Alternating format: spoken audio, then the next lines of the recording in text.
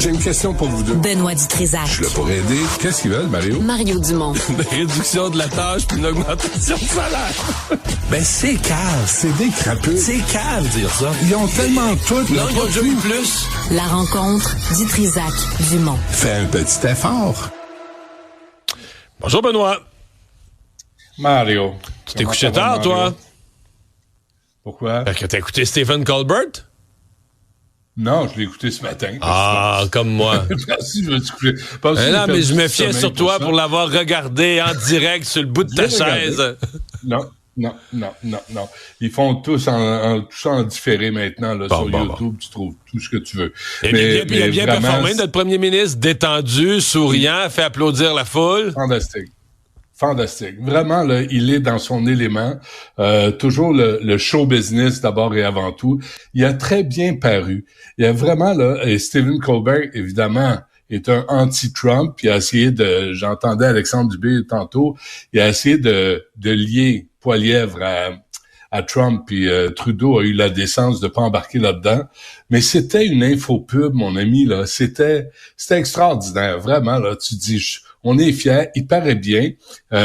Il a vendu sa salade. Évidemment, il a jamais dit qu'il a doublé la dette en 9 ans.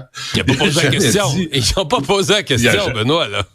Il n'y a pas de danger. Tu sais, si la question n'est pas posée, tu n'auras pas à répondre.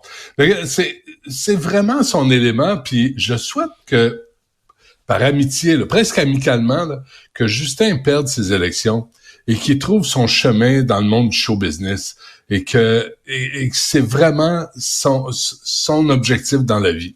Puis hier, je le voyais, là, puis il était tellement à l'aise que j'étais presque fier d'être Canadien.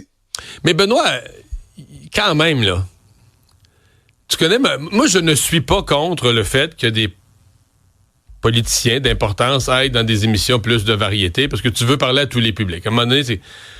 Par contre, Est-ce que tu peux aller faire une émission de variété aux États-Unis quand tu ne fais pas une fois par année le tour, il est jamais venu, mettons, à la joute, au bilan, à mon émission, probablement des équivalents à RDI, je veux pas tout ramener ça chez nous, mais je veux dire, je pense qu'il est jamais venu à Cube.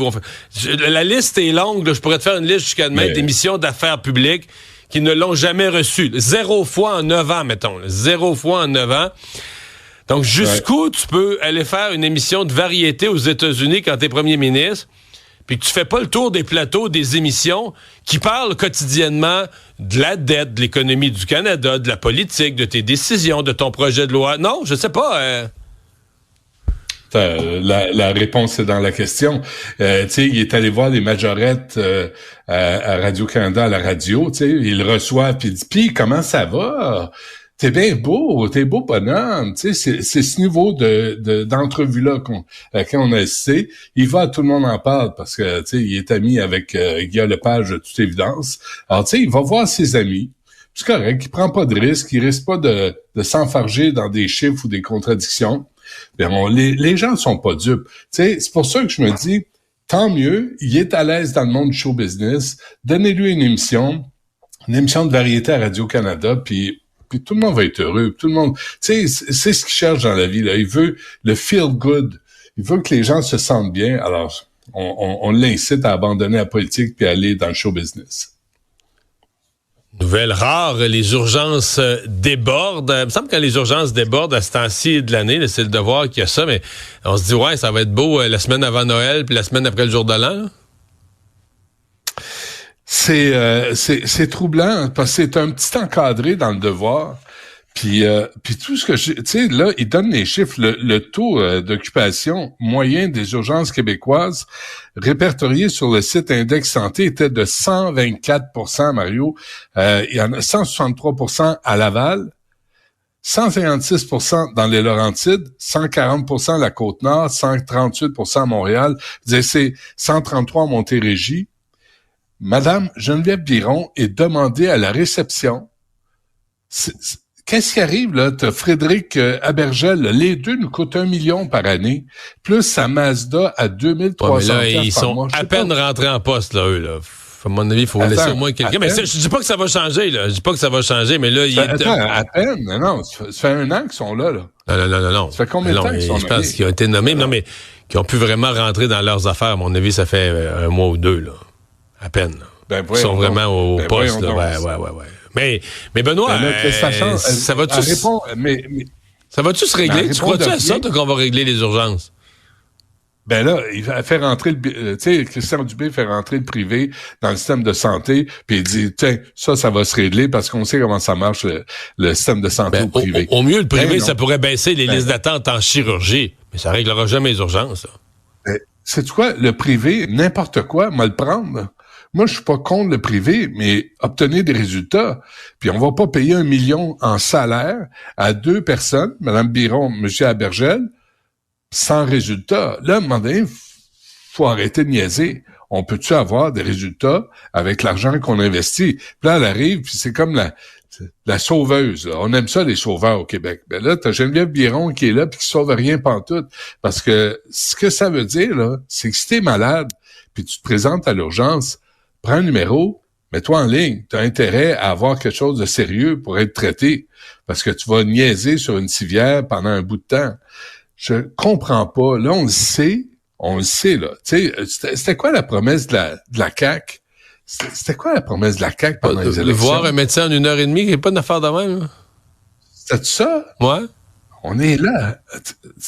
Non, mais là, Benoît... Il n'y a jamais de résultats escomptés. Benoît, la promesse de Jean Charest en 2003, là, c'était « Ma priorité, c'est la santé ». Le slogan, c'était « La fin de l'attente dans les urgences ». Ça fait 21 ans. Ouais. Ça fait 21 ans. Mais Mario, qu'est-ce qui est compliqué à gérer? Moi, je suis un imbécile. Moi, je connais rien. Mais je me dis, s'il y avait, au lieu d'un médecin à l'urgence, s'il y en avait 2, 3, peut-être ça roulerait un petit peu.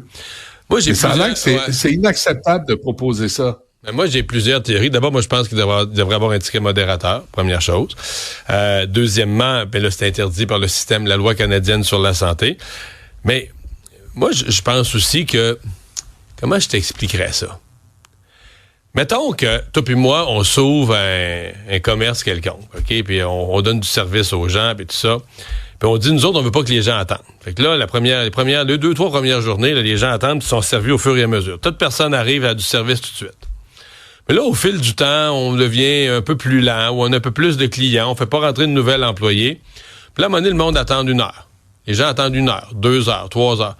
Quand les gens sont rendus qu'ils attendent 8, 9 heures, quand ils attendent 1 heure, tu as un sentiment d'urgence. Tu dis, Colin, on est en retard d'1 heure, faut se rattraper, on va essayer d'accélérer. Quand ils attendent 8 heures, 10 heures, 12 heures, 16 heures, tu perds le sentiment d'urgence. Tu dis, regarde, il y a tellement de monde dans la salle d'attente. De toute façon, celui qui entre à la porte, là, quand il va passer, ce sera même plus sur mon corps de travail. Fait que dans les urgences, il y a une notion d'urgence qui s'est perdue. Là. L'attente pendant des heures, des dizaines d'heures, s'est installée comme un fait. Fait qu'il n'y a plus personne qui passe. On devrait changer de nom. On devrait changer le nom des urgences pour les patiences. Tu sais, t'arrives à la patience de l'hôpital parce qu'il n'y a pas d'urgence là. Non, il y a nulle part dans la société où tu as un aussi faible sentiment d'urgence qu'à l'urgence, là. Mais dans ton exemple, là, c'est qu'on ouvre un commerce. Mais si ça fait pas, là, ils vont traverser la compétition. Mais là où tu vas aller, les cliniques sont pas ouvertes. C'est de la misère à avoir des rendez-vous dans une clinique. Tu sais, ils disent allez à la clinique. Ben oui, mais ouvrez-les, les cliniques de samedi soir, dimanche soir, là. Faut pas être malade au Québec. Alors, c'est toujours la même rengaine, hein. Je suis désolé. Mais ça fait 20, 30, 40 ans que c'est la même rengaine. Qu'est-ce que tu penses de l'expression de la ministre de l'Économie, Christine Fréchette, Nordvolt, un risque contrôlé? Puis qu'est-ce que tu penses des réactions de l'opposition dans tout ça? On fait quoi maintenant avec Nordvolt qui a des difficultés financières, qui était notre rêve d'être dans l'industrie automobile de demain? Il y a toujours une couille, hein. Moi, j'écoutais Yasmine, là, je vais pas besoin d'en rajouter, mais 710 millions, là, je comprends, il y a un prêt là-dedans. Tu sais, le terrain, là, on l'a payé, excuse-moi Mario, là, on l'a payé 240 millions, puis en 2015, il valait 20 millions. Il a été acheté à 20 millions. 12 fois en 9 ans. C'est beaucoup. J'ai l'impression de toujours me faire fourrer. T'sais, dès qu'on s'investit dans une aventure, là, on se fait toujours avoir. Puis si c'est ça, un risque contrôlé, Mario, explique-moi c'est quoi un risque incontrôlé? Ben, je pense Parce que là, encore. moi, ça me... Tu sais, qu'est-ce qui arrive avec ça? Là, ils flushent 1600 travailleurs en Suède. Là, la compagnie Nordvolt dit c'est juste en Suède. Ça va pas affecter le projet à Québec. On peut-tu avoir la vraie réponse là-dessus? On peut avoir un gouvernement, là, tu as fait du Québec, là, qui se promène personne ne sait la vraie réponse, là. La vraie réponse, c'est si Nordvolt survit, passe à travers la crise actuelle, Nordvolt veut être présente en Amérique du Nord. L'Amérique du Nord est au cœur de son développement et l'Amérique du Nord, c'est le Québec. Donc, si Nordvolt survit, moi, est-ce qu'il y a les capacités de le faire? Tu sais, est-ce qu'il y a les capacités de se rendre en Amérique du Nord? Que oui. Il y a de la misère à gérer ce qui se passe chez eux. Et le gouvernement il passe, pas les aider. Mais là, il passe une mauvaise passe, on se comprend. Là. Puis le gouvernement suédois reste... Toujours comme ça. Hyundai, à Bromont, c'était ça. Boisbriand, GM, c'est comme ça. Puis dès qu'on accueille des multinationales, des grosses entreprises, on se fait... Non, je dis pas que c'est pas frustrant parce que là, il y a 3 celluliers au Canada, 2 en Ontario et 1 au Québec. Puis les 2 en Ontario vont très bien, là. Et puis c'est nous, on a ramassé au Québec Nordvolt, celui qui va mal pour l'instant. Mais je pense qu'il faut, non, mais je pense qu'en business, il y a un côté où on reste pas calme, là. Tu sais, je crois que politiquement, on s'énerve, mais des entreprises en forte croissance qui ont passé, tu sais, Tesla a passé 2-3 fois à travers des périodes de turbulence. Puis à la 17e année, ils ont commencé à faire de l'argent, on oublie, là. Puis après ça, ils ont fait de l'argent comme de l'eau. Non, je comprends, mais on a quand même prévu des chèques de milliards de dollars. On a déjà mis 710... Tu sais, à un moment où on fait 11 milliards de déficit, est-ce qu'on a les moyens de donner à une compagnie, là, des centaines de millions, puis advienne que pourra? On va retenir notre souffle en espérant que ça aille bien. Mais est-ce qu'on a les moyens de dire... Où est Fitzgibbon, Mario? Il est plus en politique. Fitzgibbon, là, non, mais je suis désolé, mais c'est inacceptable. Son comportement, je suis tombé en amour. Fait que j'ai laissé... Hey, le gros, tu nous as mis notre argent dans une affaire qui est en train de déraper. Puis toi, mais c'est François Legault l'ultime responsable, là, je comprends, mais est-ce qu'on dit François-Philippe Champagne est encore là, il était co-responsable avec Fitzgibbon, puis il reste optimiste que ça va marcher. Fitzgibbon, c'est lui qui répond du Québec, là. C'est lui, là, qui a décidé de nous mettre là-dedans. Non, le premier, c'est François-Philippe Champagne. Celui qui a décidé de nous mettre là-dedans, c'est François-Philippe Champagne qui a appelé les gens de Nordvolt, puis qui a dit, allez pas aux États-Unis, on veut vous accueillir au Canada, on voudrait vous accueillir au Québec. Puis est-ce qu'il a mal fait? La fois, c'est ça la question. Est-ce que François-Philippe Champagne n'aurait jamais dû faire ce téléphone-là puis dire à Nordvolt, installez-vous... Est-ce que Fitzgibbon aurait pu faire des vérifications?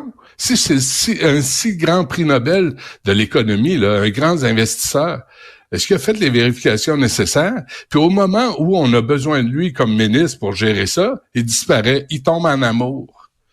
Hey, c'est pas sérieux, c'est pas des farces.